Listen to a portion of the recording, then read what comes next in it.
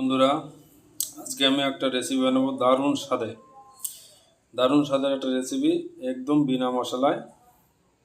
উস্তে, আলু আর তেলাপোয়া মাছের ঝোল। তার জন্য আমি উস্তেটা লম্বা লম্বা করে কেটে নেব। দেখেন বন্ধুরা, আমি উস্তে আলু এরকম লম্বা লম্বা করে কেটে নিয়েছি। এরপরে ভালো করে ধুয়ে এটাকে তেলে ভাজতে হবে। দেখেন বন্ধুরা, তরকারি আমার সব কাটা হয়ে গেছে। এবারে আমি মাছটাকে ভেজে নেব। তার জন্য মাখিয়ে দেব নুন হলুদ।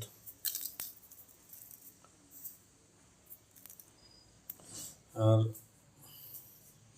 গ্যাসে কড়াই বসিয়ে দিয়েছি। মাছ ভাজার জন্য দিয়ে দেবো সাদা তেল।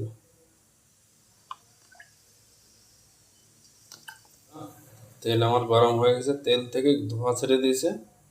এখন আমি মাছগুলো দিয়ে দেবো।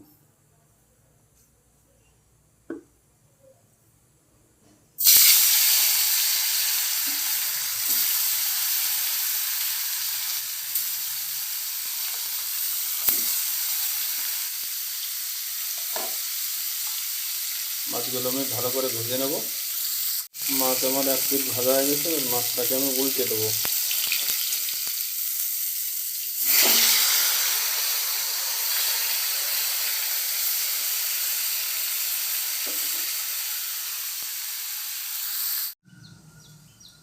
লাল লাল করে ভেজে নিয়েছি মাছটাকে।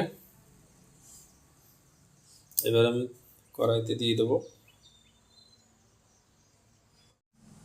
এবার আমি দিয়ে দেবো ফোড়নি, জিরে ফোড়নি।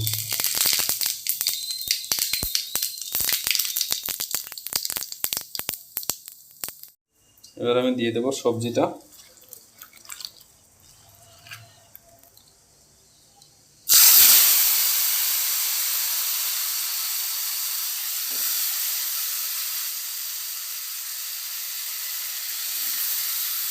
করে ভেজে নিতে হবে। যত ভালো কষাবে তত চিকেটা কম হবে।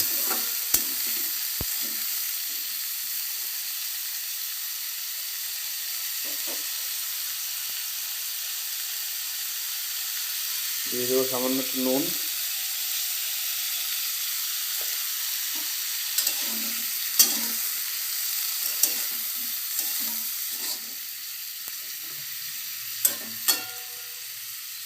সবজিটা সিদ্ধ হওয়ার জন্য আমি একটু দিয়ে দেবো, একটু ঢেকে দেবো। ঢাকা দিয়ে আমার 5 মিনিট হয়ে গেছে। এখন উল্টে একটু নেড়ে দেবো।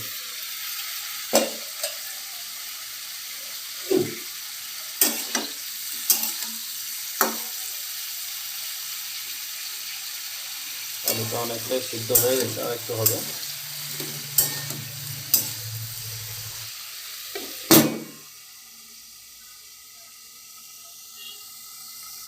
চলে আসলাম 2 মিনিট পর।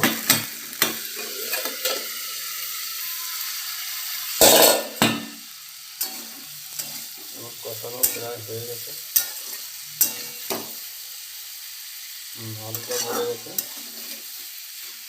এই অবস্থা দিয়ে দেবো কাঁচা লঙ্কা।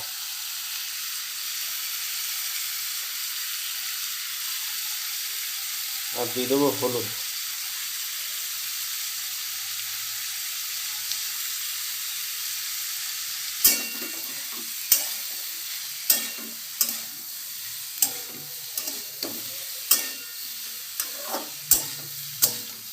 আরও 2 থেকে 3 মিনিট সবজিটাকে ভেজে নেব।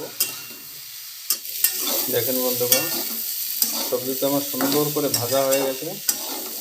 এবার আমি দিয়ে দেবো রস। সবজি কষানোর সময় মনে রাখবেন, সবজিতে যেন কোনো রস না থাকে। সবজির রসটা একদম শুকিয়ে ফেলতে হবে। এই অবস্থা দিয়ে দেবো আমি জল।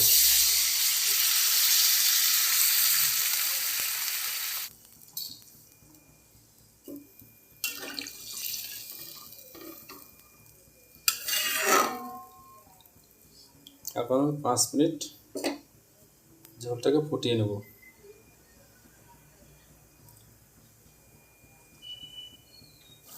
দেখবেন বন্ধুরা, তরকারির ঝোলটা আমার ফুটে এসেছে। এই অবস্থা দিয়ে দেবো মাছ।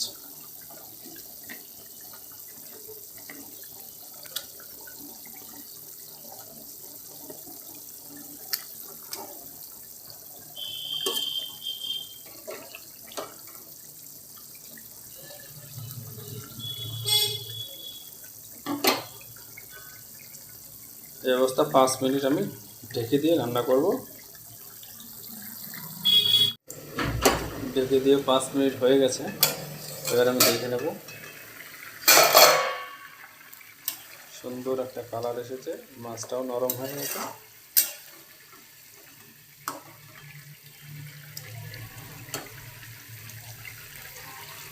আর 2 মিনিট এভাবে রান্না করবো, তারপর নামিয়ে দেবো।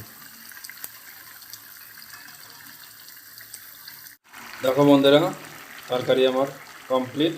এখন আমি নামিয়ে দেবো। দেখো মশলা ছাড়া কত সুন্দর একটা কালার এনেছি। দেখুন,